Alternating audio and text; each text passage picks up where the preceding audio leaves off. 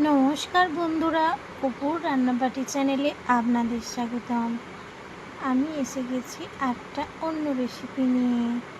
দেখে নিন কি বানিয়ে নিচ্ছি। দেখুন তো বন্ধুরা, চিনতে পারেন কি? আমি নিয়ে নিয়েছি আজকে কচুলতি। ইলিশ মাছের মাথা দিয়ে বানাবো কচুলতি। আগেও আমি এই রেসিপি বানিয়েছি চিংড়ি মাছ দিয়ে। এবারে বানাবো ইলিশ মাছের মাথা দিয়ে। দেখুন কচুরলতি কীভাবে ছাড়িয়ে নিয়ে পরিষ্কার করে নিতে হয় আমি পাই টু পাই দেখিয়ে দিচ্ছি। দেখুন এইভাবে টুকরো টুকরো করে নেবেন, নিয়ে যে গায়ের আঁশটা আছে বটির সাহায্যে বা ছুরির সাহায্যে আপনারা যেইভাবে পারেন ছাড়িয়ে পরিষ্কার করে নিতে পারেন। দেখুন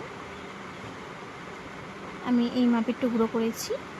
এবার একটা কড়াইতে জল গরম করতে দিয়েছি। গরম হয়ে এলে তখন লবণ ছড়িয়ে দিয়েছি, দিয়ে ধুয়ে পরিষ্কার করা কচুলতি আমি ভাপাতে বসিয়ে দেব।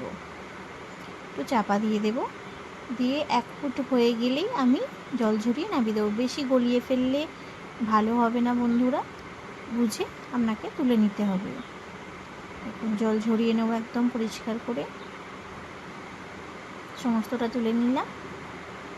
বন্ধুরা, আপনারা কে কে খান, খেতে ভালোবাসেন কচুলতি জানাবেন অবশ্যই। এবার ইলিশ মাছের মাথাগুলো আমি নুন হলুদ মাখিয়ে নিয়ে রেখে দিচ্ছি।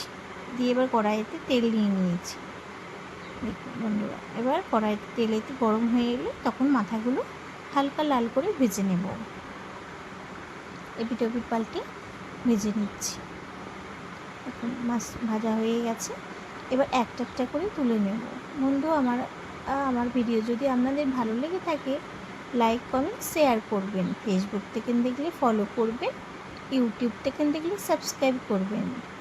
এবার ওই তেলেতেই আমি 1 চামচ কালো জিরে আর 2টো কাঁচা লঙ্কা ফোড়ন দিয়ে দিচ্ছি। দেখুন, দিয়ে ফোড়নটা ভাজা ভাজা করে নিচ্ছি।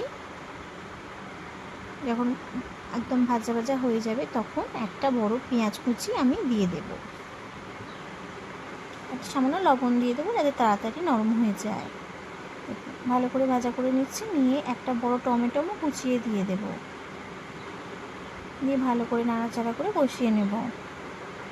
এবার এর মধ্যে দিয়ে দেবো 1 চামচ আদা বাটা, 1 চামচ রসুন বাটা। এই মশলাটাও ভালো করে কষাবো। এবার দিয়ে দেব কিছুটা গুঁড়ো মশলা। কী দিয়ে দিচ্ছি দেখে নিন। দিয়ে দিচ্ছি শুকনো লঙ্কার গুঁড়ো, কাশ্মীরি লঙ্কার গুঁড়ো, হলুদ গুঁড়ো, ধনে জিরে আর কাঁচা লঙ্কা কুচি দিয়ে দিলাম। দিয়ে ভালো করে কষিয়ে নিচ্ছি। এবার দিয়ে দিলাম 1 চামচে লবণ, দিয়ে তারও একবার কষিয়ে নিচ্ছি। দেখুন মশলা থেকে তেল ছাড়ছে। মশলাটা ভালো করে কষাতে হবে। তেল ছেড়ে দিলে তখন ওই ভাপানো পরিষ্কার করা লতিগুলোর মধ্যে দিয়ে দিতে হবে, দিয়ে ভালো করে কষিয়ে নিতে হবে। দেখুন আমি যেভাবে করছি, আপনারা কি এইভাবে করেন? আপনারা কি খেতে ভালোবাসেন সেটাও জানাবেন। এবার অল্প চিনির দানাও দিয়ে দিচ্ছি।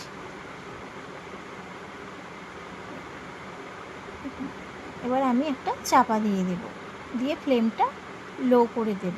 দেখুন কতটা জল বেরিয়েছে। ওই 5 মিনিট মতো রেখেছিলাম। দেখুন কতটা জল বেরিয়েছে। জল দিলে ভালো হয় না, জল দিলে পুরো গলে যাবে, ভালো হবে না। এর মধ্যে চাপা দিয়ে ফ্লেমটা আস্তে করে করলে তবেই ভালো হবে। এবার দেখুন নরম হয়ে গেছে। দেখলাম লবণটা কম আছে, তাই দিয়ে দিলাম 1 চামচ লবণ আর 4টে কাঁচা লঙ্কা আর ইলিশ মাছের মাথাগুলো ভেঙে ভেঙে দিলাম। দিয়ে একটু মশলা দেওয়ার সামান্য জল দিয়েছি, দিয়ে চাপা দিয়ে দিয়েছি। দেখুন কি সুন্দর সব কিছু একদম মাছের মাথাগুলো ভেঙে ভেঙে দিয়েছি, হেঁটে গেছে আর নরমও হয়ে গেছে। খুব সুন্দর খেতে হয়েছিল বন্ধুরা, আপনারা এইভাবে একবার বানিয়ে দেখতে পারেন। এবার একটা পাত্রে আমি তুলে নিচ্ছি। দেখুন কত সুন্দর কালার হয়েছে আর খেতেও হয়েছিল দুর্দান্ত। আপনারা একবার এইভাবে বানিয়ে দেখে অবশ্যই জানাবেন কেমন হয়েছিল।